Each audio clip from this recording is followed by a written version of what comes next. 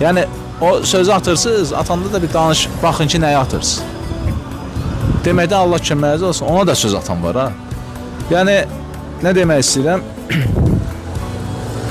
İzləmədə olun, kimlərin də varsa qurban payları, ət payları, 10 minlərlə ailə var. Nə qədər məhəllələr var, ehtiyac sahibli məhəllələr var, atasız ailələr var, az təminatlı ailələr var. Çətinlikdə olan həmişə var da bu.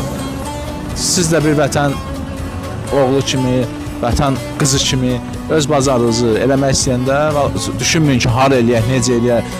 Məsələn, mənim məhəlləmdə ehtiyacı yoxdur, mən kimə verim?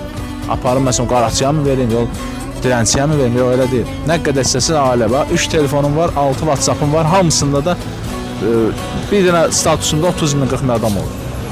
Nə lazım olsa əlaqə saxlayın əldə. Biz də gedək, yardımlarımıza davam edək. Allah'a əmanətsiz və unutmayın ki, Allah kim nə edir?